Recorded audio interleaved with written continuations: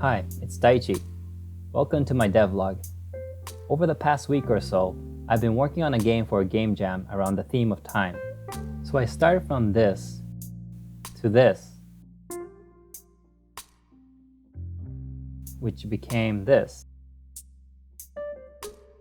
and then to this.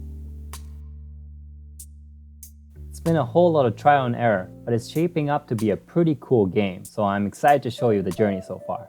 Oh, and I started recording my screen for devlogs. It was great for this video because I had 40 hours of game dev footage that I could use, and it was also horrible because that had to fit in a video of less than 10 minutes. Anyway, this will be the first half of the devlog, so expect a second half in a week or so. Before I begin, I just want to say thank you to each and every one of my 11 subscribers. I hope you're all doing well and staying safe and healthy in these trying times.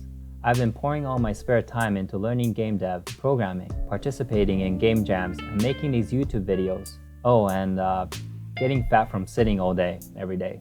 So as I said, I'm currently doing a game jam hosted by Gamedev TV, who by the way makes amazing game dev tutorials on Udemy. The theme is time, and it started about a month ago, but I've only been working on the current idea for about a week. My first idea was actually to create a short narrative game. Around that time, I had found a simple web-based game editor called Bitsy, which was perfect for story-driven games. It's somewhat limited in what you can do, but I was dumbfounded by just how creative people were with working within the limitations and creating these pieces of art, like gamified poetry. So I spent the first 2 weeks trying to create an interesting story around the theme of time. I did some research on the theory of time, and after I got my mind all jumbled up, I read a couple of short stories on time travel, like Sound of Thunder by Ray Bradbury, which explores the consequence of the butterfly effect caused by time travel. After all of that, I had this idea of a story about humanity that's tired of living for the future, and they decide to reverse the progression of time and move towards the past. I wrote a draft, rewrote it several times, played a bit with pixel art, made some levels, but in the end I gave up because I just wasn't feeling it. Maybe some other time. Around this time, I discovered Stuffed Wombat's games. He released a manifesto of sorts called Small Game. I'll leave a link in the description. These are the points that resonated with me. The small game avoids conventions. It does not desire to be like other video games. It is not trying to replicate the latest hit. It is its own thing.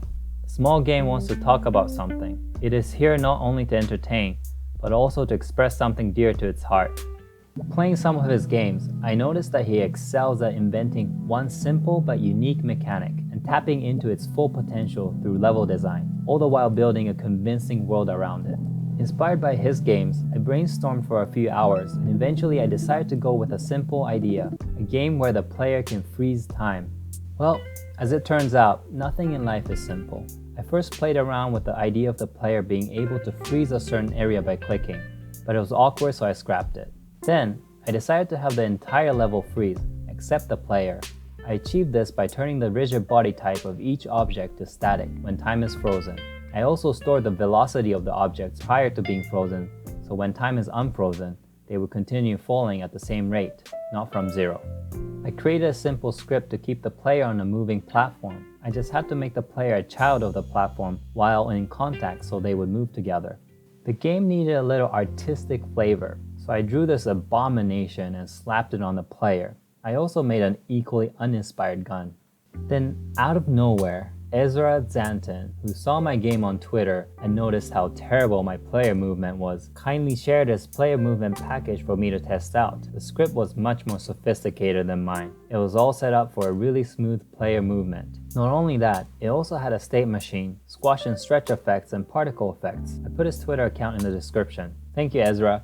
Then I decided to add a mechanic where you shoot bullets and use them as platforms, which I thought would work well with the mechanic of freezing time. And that actually turned out to be pretty fun.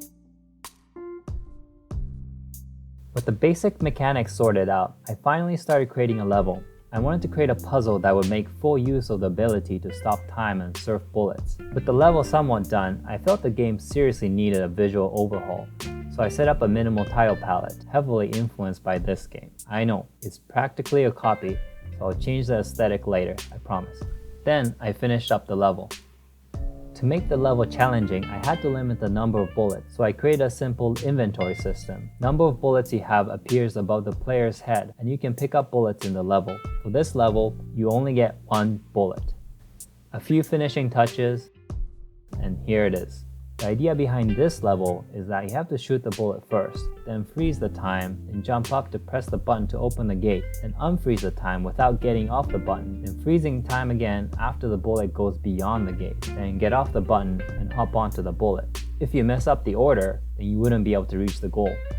Well, thanks for watching. Please do like and subscribe. And in the next video, I'll be making a lot more levels, pushing the game's mechanic to its limit, and other things like start screen, score system, etc. Okay, I spent way too long making this video, so I really should get back to working on the game.